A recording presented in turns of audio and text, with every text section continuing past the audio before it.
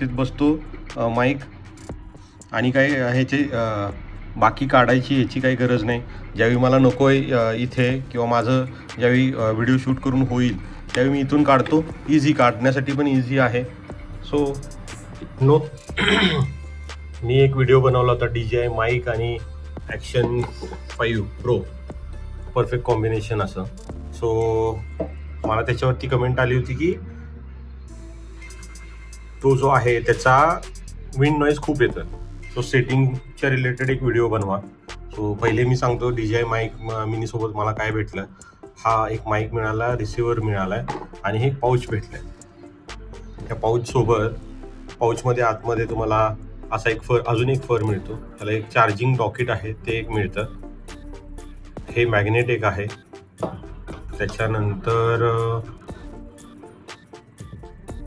हा रिसिव्हर आहे आणि याच्यासोबत इथे सी टाईप ॲडॅप्टर आहे. तुम्हाला आयफोनला जर कनेक्ट करायचं असेल तर इथे पुढे लाईटनिंगचा ॲडॅप्टर अटॅच करून मग तुम्ही तो आयफोनला कनेक्ट करू शकता. सो असं काही सेटिंग आहे. मी युजली आयफोनला वापरत नाही कारण की त्याचा आवाज मला असं व्यवस्थित येत नाही.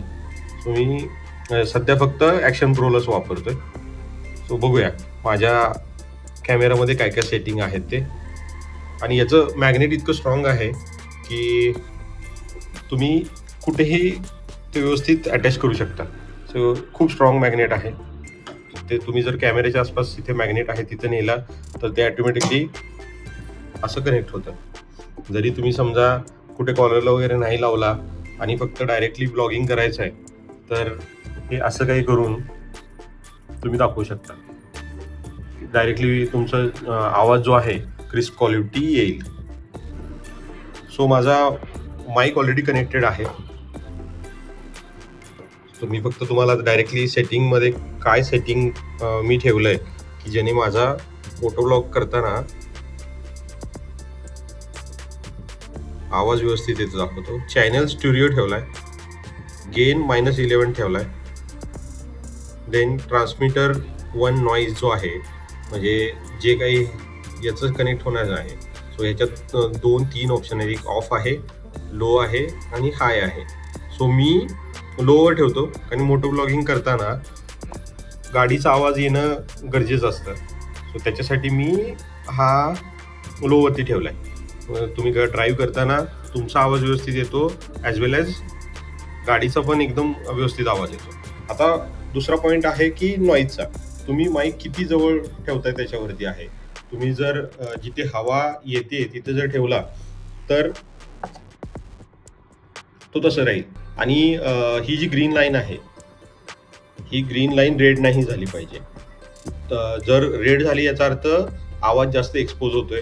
सो त्याच्यामुळे तुमच्या व्हिडिओमध्ये जो काही आवाज येतोय तो विंड किंवा तुमचा खोकल्याचा किंवा बाकी गोष्टीचा आवाज जो आहे तो जास्त येतो. सो बेटर आहे की तुम्ही सेटिंग असं करा की ती रेड लाईन नाही आली पाहिजे. आता मी मोबाईल माईक जवळ घेतला, ऑरेंज लाईन दिसते. याचा अर्थ तुमच्या तोंडापासून जो माईकचा डिस्टन्स आहे तो एकतर जवळ आहे. जास्त जवळ घेतला की मग ती ऑरेंज लाईन येते. याचा अर्थ तुमचं माईक व्यवस्थित नाही आहे. अशा डिस्टन्सला ठेवा की जिथून तुमचं ती जी ग्रीन लाईन आहे, ग्रीन लाईन ऑरेंजमध्ये नाही झाली पाहिजे, रेडमध्ये नाही झाली पाहिजे. सो तुम्ही ॲटलिस्ट एक 1-1.5 फुटाच्या डिस्टन्सला जरी ठेवला तरी चालू शकतो. सो असं काही सेटिंग करून मग तुमचा आवाज व्यवस्थित येईल. अजून मी एक गोष्ट दाखवतो की जी मी माईक ठेवण्यासाठी एक ऑर्डर केली आहे. हेल्मेटमध्ये मी ती अटॅच केली, मी दाखवतो. हे एक झेन माऊंटकडून मी फक्त माईकसाठी हे मागवलं आहे. हेल्मेटमध्ये ते 3Mच्या टेपनी व्यवस्थित चिकटलं आहे. सो माझ्या हेल्मेटमध्ये माईक बसेल अशी कुठंच जागा नाही आहे. सो मी हे मागवलं. याच्यामध्ये फक्त तुम्हाला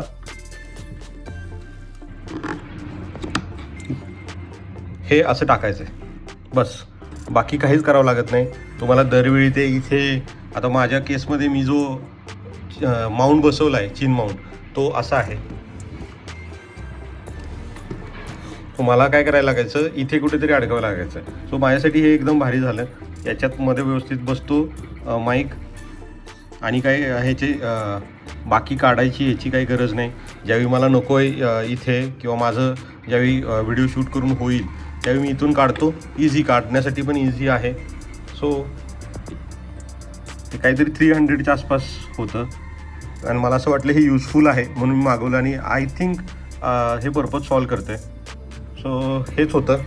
सो तुम्ही पण जर तुम्हाला हवं असेल तर याची पण मी लिंक देईन माऊंटची.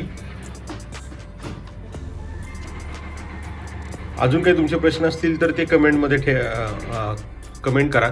सो जो काही मला जेवढं पॉसिबल आहे किंवा जेवढं मला नॉलेज आहे ते मी नॉलेज शेअर करायचा प्रयत्न करेन. सो हेच होतं.